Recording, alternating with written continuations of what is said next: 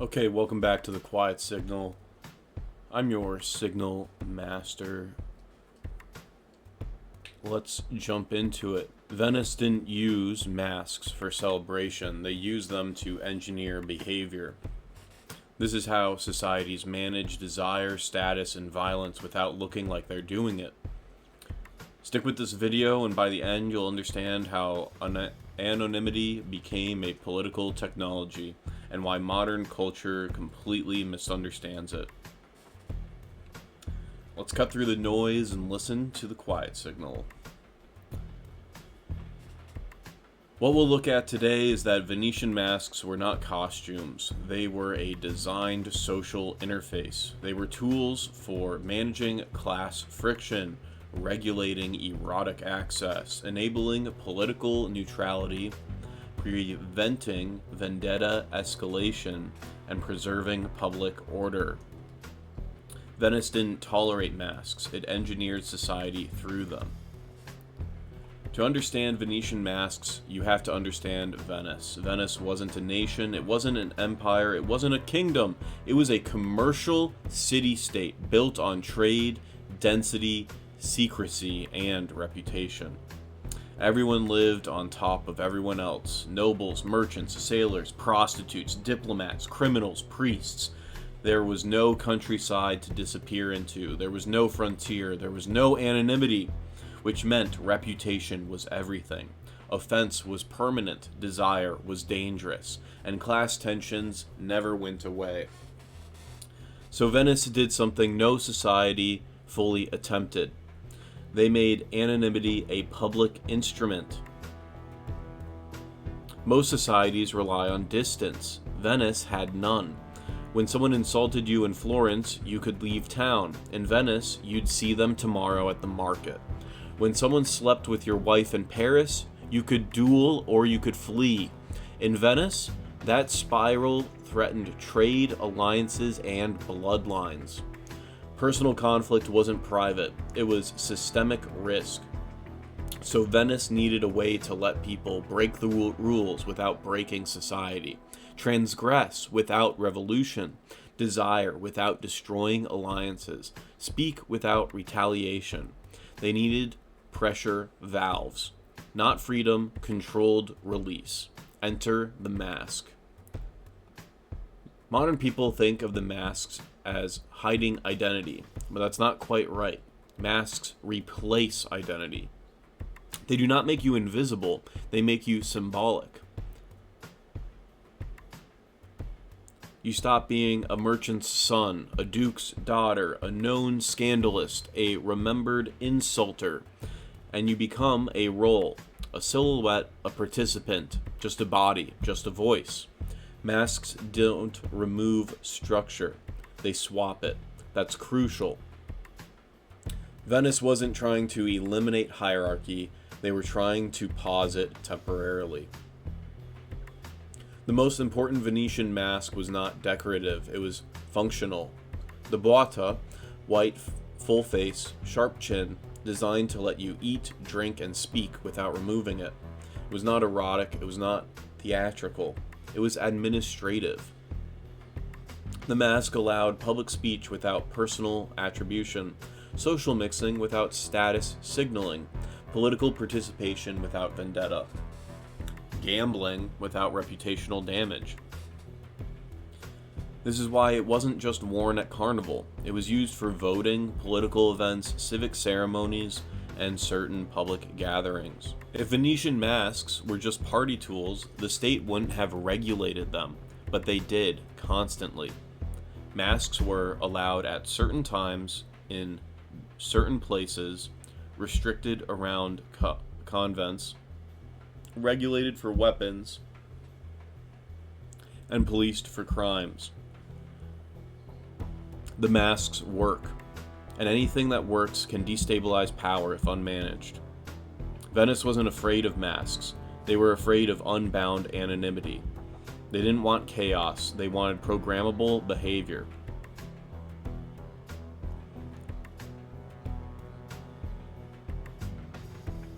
In modern culture, we get confused.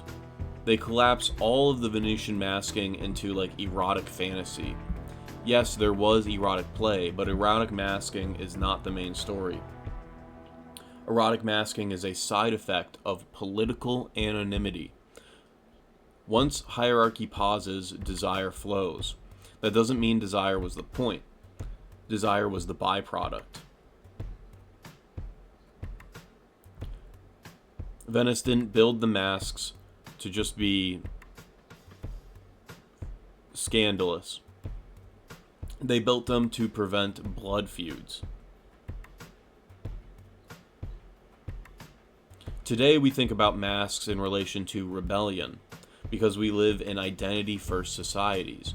Your face is your brand, your name is your leverage, your story is a currency. So when we see a mask, we assume seeking freedom, chaos, subversion, transgression. But Venice didn't use masks to escape society, they used them to stabilize it. Venetian masks are not a single style.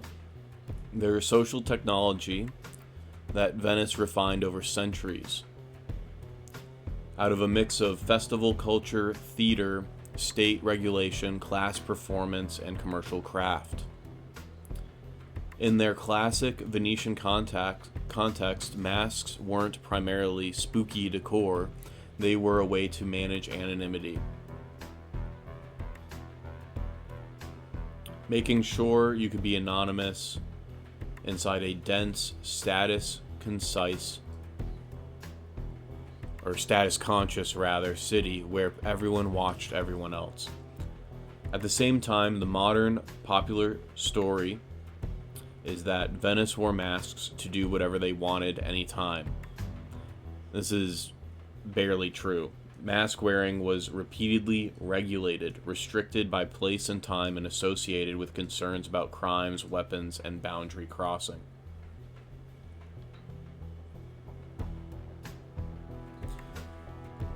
By the late medieval period, Venice is already writing rules about masks' behavior. Bans on certain mask antics, restrictions around convents, churches, public order issues. The key point isn't the specific antics, it's that masks are common enough to require governance. By the 17th to 18th centuries, masks, cloak, and hat became recognizable civic uniform for certain contexts, and Venice's authorities alternatively permit, mandate, restrict, or police masks depending on what the state wants.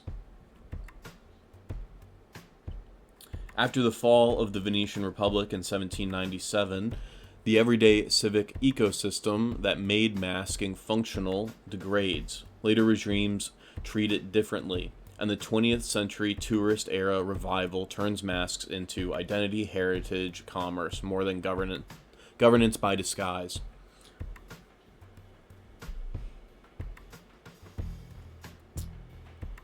Again, the whole point is that Venice is cramped, hierarchical, and reputationally intense. The masks create a controlled ambiguity.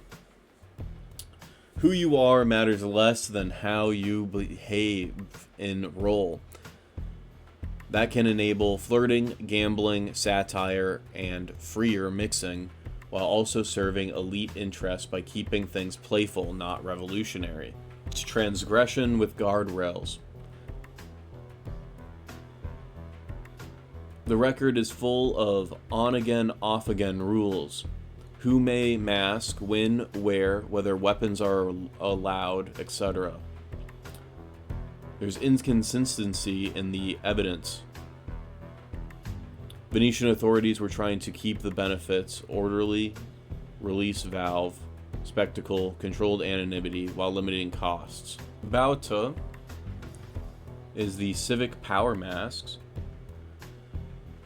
It's a full-face white mask with a pronounced chin and jawline that allows talking, eating, drinking without removal, usually paired with a cloak and tricorn. It's the closest thing to a state-recognized anonymity uniform used beyond party, including contexts where anonymity was formally useful.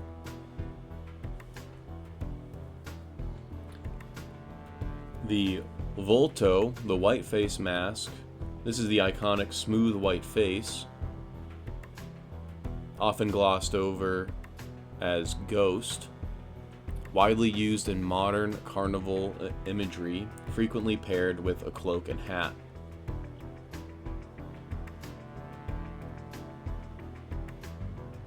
Also referred to as the larva.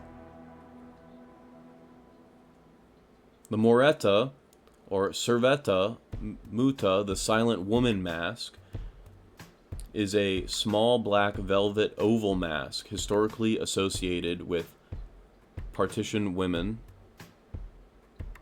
held in place by biting a button or bit, hence the mute. The Columbia half mask is a mask covering eyes and nose area, strongly connected to masquerade aesthetics and theatrical character tradition. Many Venetian masks sold today are variations of that form. There also includes a cat mask, a cat-faced mask used in specific tradition of male cross-dressed performance in carnival context, associated in some accounts with prostitution and legal or sexual transgression.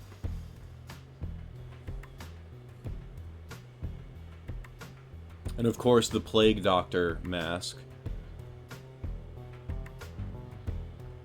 The beak plague doctor costume shows up in the 17th century, tied to miasma theory, aromatics, herbs in the beak, right?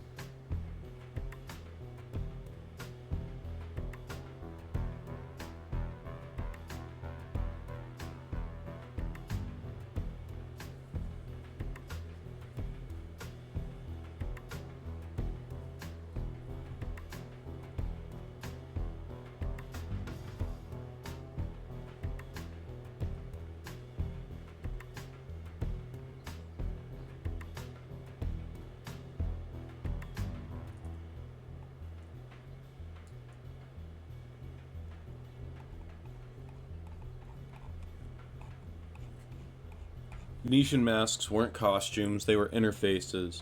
They let people step out of themselves without stepping out of society. That's why modern culture, obsessed with identity, branding, and selfhood, completely misunderstands them. People today don't use masks to stabilize society, they use them to escape it.